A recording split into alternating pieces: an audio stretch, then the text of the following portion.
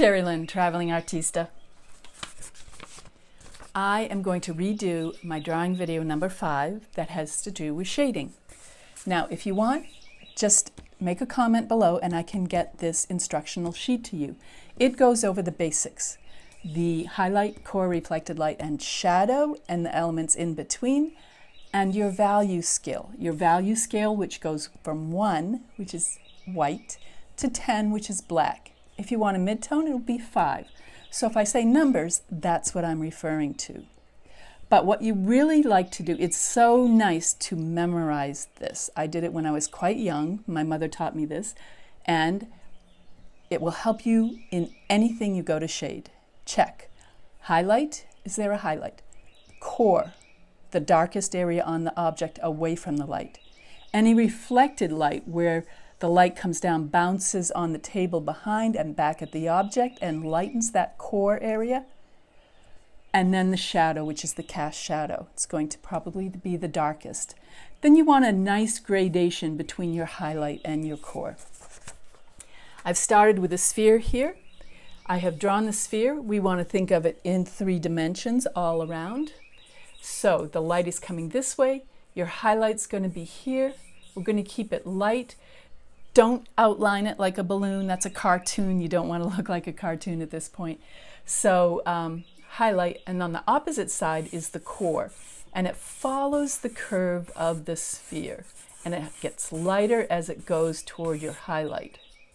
You can also, with this nice vine charcoal, you can blend in here very softly so you get nice soft gradation, the changes between your values. So your highlight, your core, the reflected light, and then the shadow. The shadow is cast. The light will create a circle shadow, but because it is cast on an object that is oblique to our point of view, it's going to look like an ellipse to us. So you want to think about that. It's going to be going off this way and coming around the other side, but on the table, it will still be curved. Now, the area behind is rarely white. It's not white behind in life, even back here. So often there's some sort of background. We'll pretend there's a table right there. Remove my clip for a moment. And I can put in a background very quickly. Let's say that's the table. And now this object is in space. Quick and easy, nice and easy, whatever you want to say. And the highlight will be defined by taking a kneaded eraser or a gum eraser and just pulling out some light there. You're actually drawing with the eraser. You're not erasing a mistake. You're actually drawing and helping to define your artwork. Got a little something there. So there it is.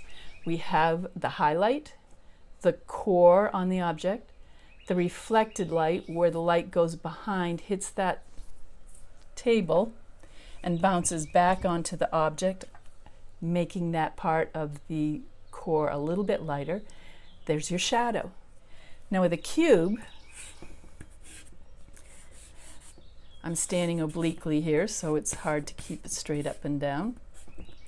It's very simple, and it's basically the same idea.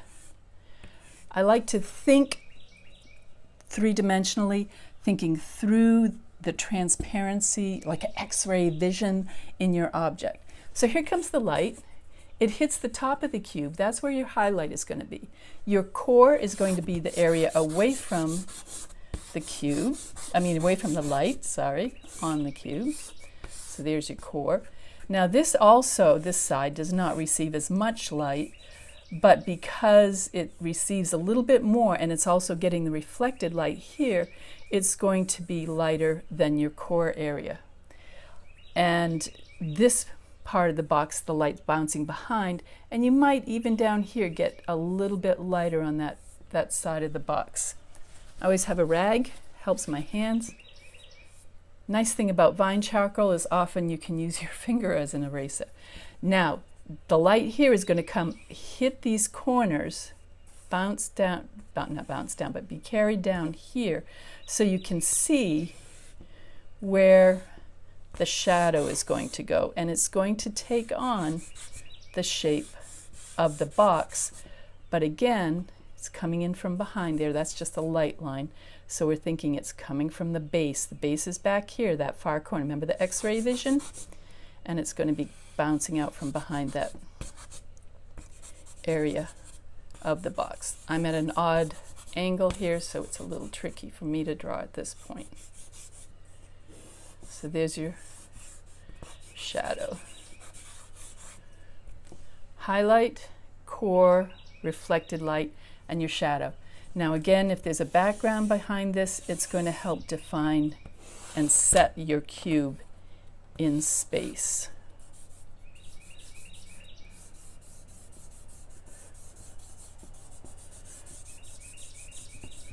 So there, that's kind of the feeling of it. You can use again your eraser to help define those edges.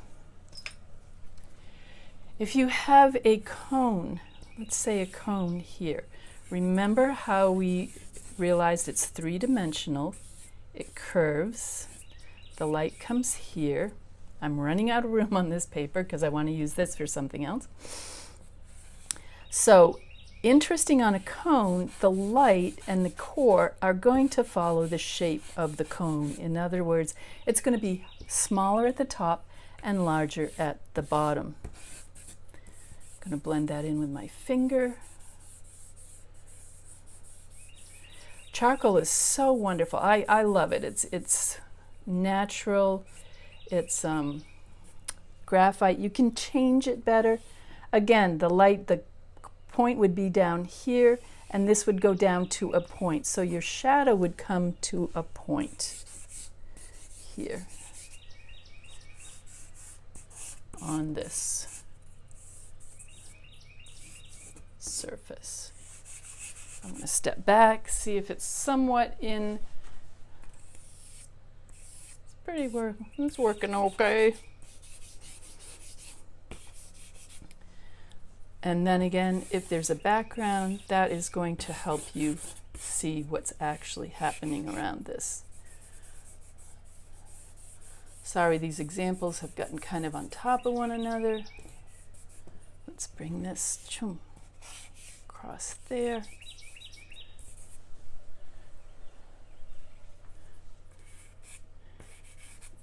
Every now and then step back, and then when you have more time, which I'm not doing a lot of timing here, you will double check to make sure you have good variation from your core over to your highlight, that if there's anything being reflected, that it's being reflected clearly, because once you put these objects, see, even the highlight is going to be smaller at the top and bigger at the bottom.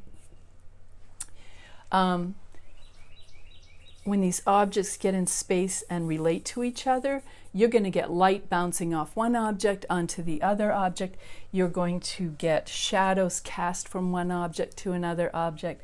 So this is the basic. Now a cylinder is kind of the same way, except it's going to be straight sides, and the shadow is going to be curved as well. So let's try a still life. All right. I took a photo of one of the still lifes we worked on earlier.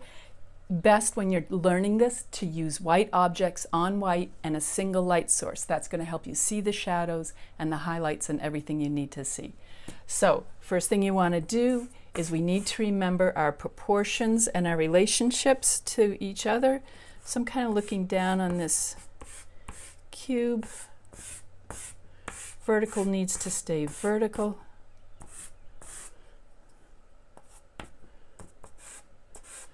Parallel lines need to stay at least parallel to each other, slightly converging as they go off in the distance. I'm going to say my cone is touching right about there, the relationship of that to that cube, and my sphere is a little bit smaller, like this. So the nice thing again with these fine charcoals is you can make these corrections so quickly and easily. right at the beginning, because this is where you want to make any corrections. Anything you need to do is now. And I'm looking down on this a little bit so I can see the top of that truncated cone. Okay. Yeah. Lay them in quickly and let's get to what we need to do. So if our light is coming from this direction, we know right off that the core, I want a smaller piece, that's compressed charcoal. Try not to get your compressed charcoal mixed up with your fine charcoal. It's good to keep them apart. Compressed charcoal is for finishing when you need dark, dark blacks. All right, so here we go. We're going to lay in on the cube, the core. There it is. Nicely. And we'll start simply. Now let's keep things in relationship to each other. So where's the core on the cone? It's right here. It's opposite the light and it's following the shape of the cone. So it gets larger as it goes down toward the base, then blends over to the side. Notice by just rubbing my finger along that line, I can get that edge and get rid of the line. Okay. And then the same with the ball. The light's coming down here. My core is going to be here, following that three-dimensional shape of the ball. I will blend them in together. Right? Okay, I want to get this in there lightly. This needs a little bit of shading. Okay, and then the shadows. First, let me get some of these highlights in here. Where are the highlights? All right, on the cone, the top is going to be highlighted, of course, and a nice highlight that increases in size as we go down the side. Now I'm exaggerating this, and you can do it better when you're really defining it, but I want to get this quickly so that you can get to your practice. I'm clearing up the highlight on top of the box and then the highlight on the ball. Pretty much there. Thinking about now where the cast shadows are. Here it comes down, it hits the tip of that cone.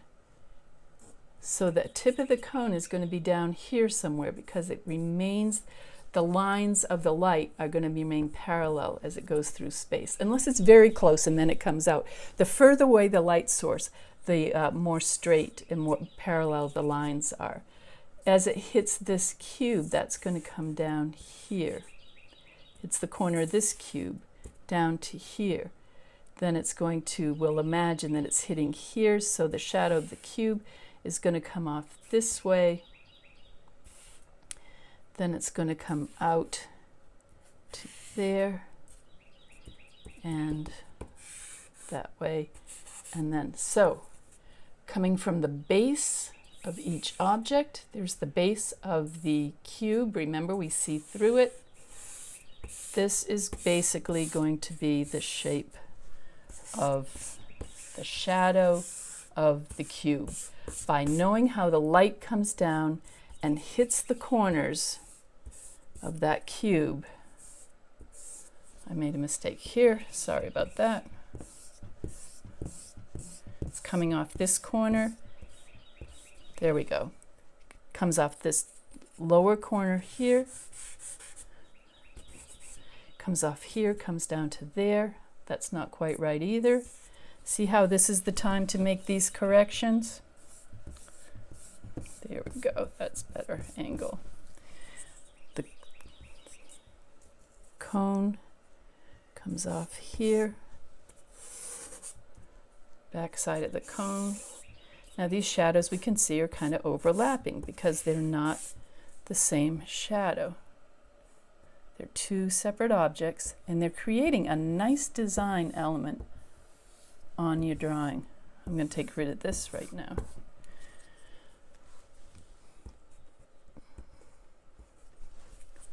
All right, coming down, curved, one shadow. And the same with the sphere. It's going to come down here, off here. There is the shadow of the sphere. Now you notice how these shadows become like one shadow. They do blend together. There.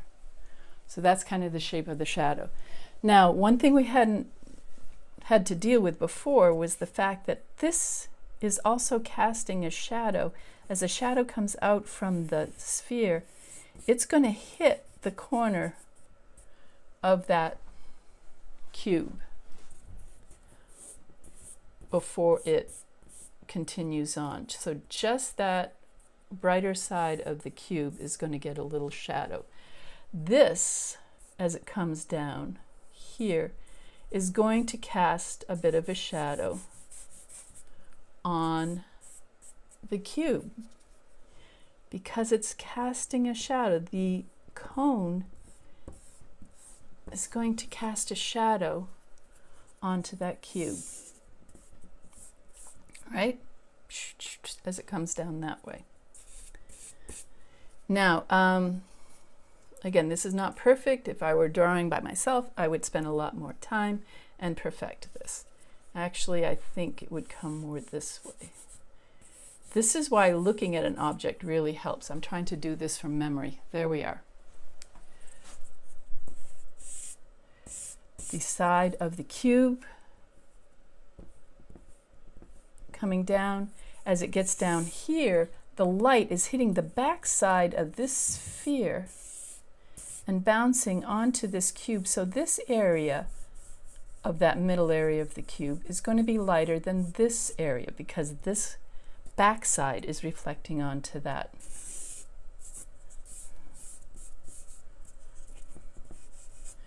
And basically, there we go, except, now I want to show you what the compressed charcoal would do. We don't have this set in space. Let's set it onto a table and imagine that it is set in space. Excuse me a moment. I have to come over here. I am using the corner of this charcoal to define where the edge of that is. And then I don't have to do all of these little lines. I can just very quickly and easily throw in a background. Blend it if I want. It is now set in an environment, so it is not totally unrelated to what's happening around it. If I want, I can also, now if I want to define this stronger, I can also bring in that compressed charcoal there. So very quickly and succinctly, we have these objects in space. I'm going to take a step back. They look okay. This is not very defined, but it gives you a quick idea as to how to get shading onto your objects so that they feel solid and three-dimensional. And from here you can go on to so many other areas. Do consider, how is one object affecting the other? Is the light bouncing off from one, like a little bit here, a little bit of light bouncing off there? So many things to consider. But as you get considering them, you're going to get better and better at your drawing techniques.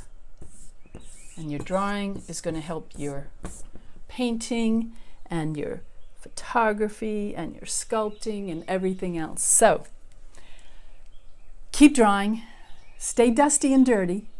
Charcoal is great because it's easy to manipulate. It's easy to manipulate and move around. Have fun, get some decent drawing paper, just some bond paper, it works great. And again, stay dusty. I want to encourage you to be as artistic as you can. Keep creating and keep enjoying life.